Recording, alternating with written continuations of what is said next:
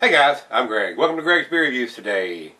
What do you think? It's about time for a beer. I think so. Let's go see what's in the fridge today.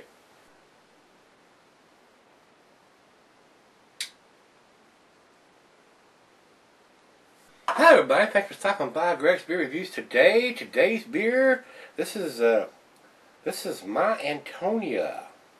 This is a continually hopped Imperial Pilsner. Dogfish Head does this, and Birra di Borgo out of Italy. This is a collaboration brew between those two in this old green bottle. Don't like those green bottles. I think this is a 2012 or even older version. I don't think it's this year's because I've had it for a couple months. And I don't see anything written on it that I can tell. So I really don't know yet how old this beer is.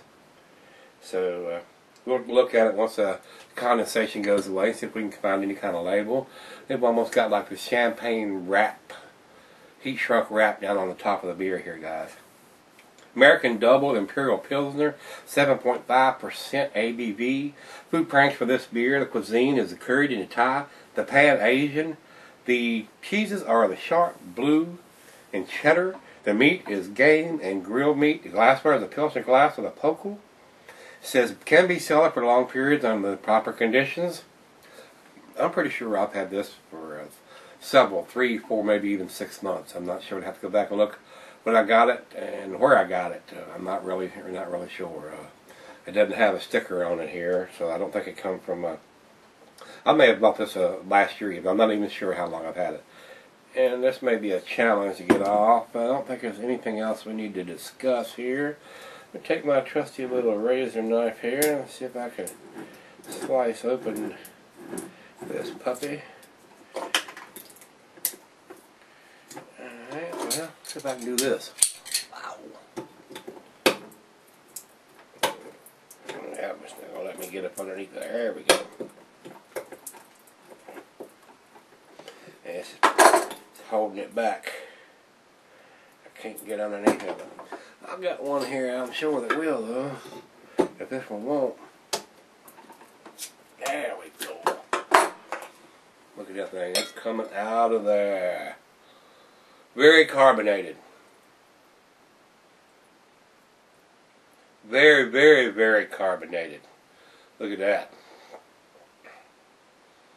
Almost to the point of being overcarbonated.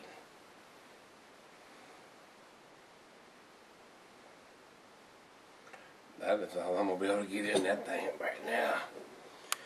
Let's see. I think I've got one right here. Oh, yes, I do. I spilled a drop or two here. Alright, guys. First of all, overcarbonated. That beer has not been shaken or anything since I brought it out of the fridge and set it down here. So, wow, it's wanting out of that bottle. What do you think? And like I said, it has some sediment in the bottom of the bottle. Don't know if an Imperial Pilsner would have that. I would think that would be the hop coagulating and settling in the bottom of the bottle. So I'd pretty much bet that this is an older version of this beer. So it's probably going to end up being cloudy.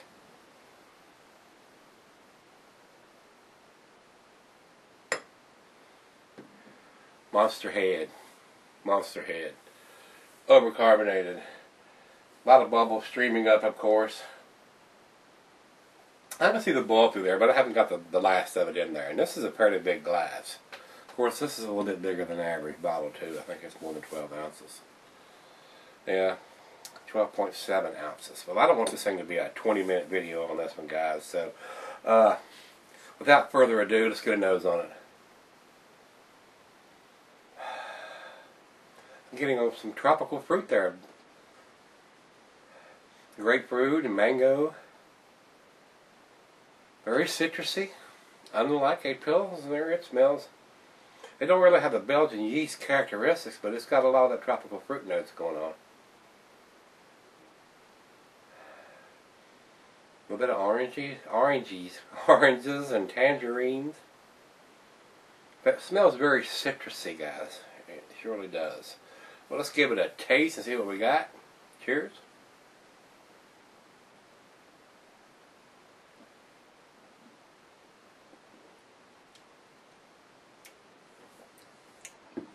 Very citrusy. Really good. I'm probably drinking it at the wrong time of the year. A double Imperial Pilsner. This might, as citrusy as it is, I would think this would be good for a nice warm day.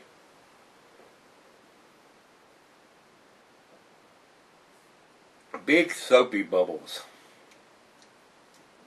Very tasty. See if I can get the rest of this in there and cloud it on up.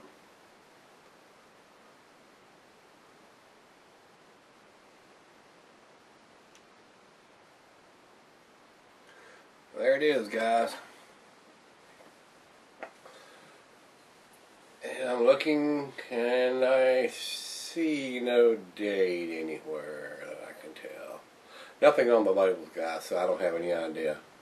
Just another reason for me to get up on the soapbox, and I know y'all hear me talk about this every video or every other one at least, so gotta have them dates. I mean, even on the Imperials, I'd like to know what year it is. Put the damn year on it anyway. Come on, Sam.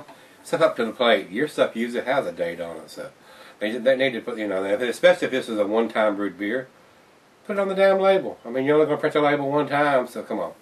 I might hack them on that at the end of the beer. So, pretty tasty beer. We'll see where it ends up. It's right out of the fridge, 40 degrees. I'll be right back. We'll do the final chug. A lot of tropical notes on this one. Very nice Pilsner. I'm not a Pilsner fan anymore, but very pleasant. This is delicious. This beer is awesome. And I'm sure it's not a fresh batch. It's at least a 2012, if not a 2011 edition. There is no date on the bottle. I've looked. I don't see anything digitized on it whatsoever. And there's nothing on the labels. So like I said, I don't have any idea. I don't know if I just did this one time. I think they may have done it more than once. I'm not sure. If anybody's got that kind of information, give me some comments back on that. Sometimes Dogfish, they do so much stuff out of the box in collaborations. It's hard to keep up with what they're doing. I mean, they're just everywhere all the time. So, final chug. This beer is awesome, guys.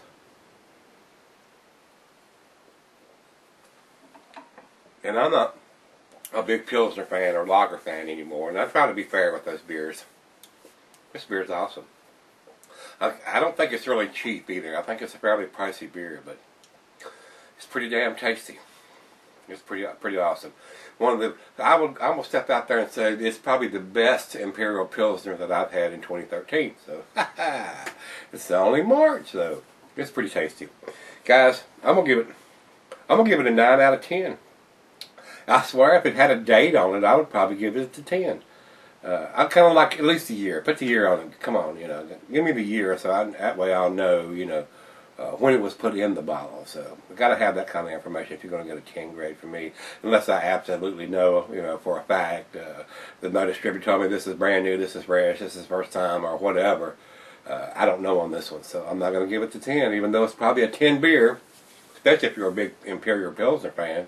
It's pretty damn awesome, guys. So if you see this, pick it up, give it a taste. I would just like to have one of these fresh, because they use the hops on this. They use the Carapils and Pilsner Malt, Simcoe, Warrior, and Saaz hops. So Simcoe is one of my favorite hops. I can't grow it yet because it's a proprietary hops, but it is one of my favorite to dry hop my beers with. I love the taste that gives the beer. So, guys, with that being said, I'm flapping my gums. Rate beer 97 overall, 99 in the style. Duh. Don't get much better than that. And Beer Advocate comes up with 90, which is in their exceptional range. So when you get those guys who say something's exceptional or world class, believe it, it is. It's a pretty impressive beer. So give me some comments back on this one, guys. Hit the like button, and let's go look in the fridge some more. See you if I did.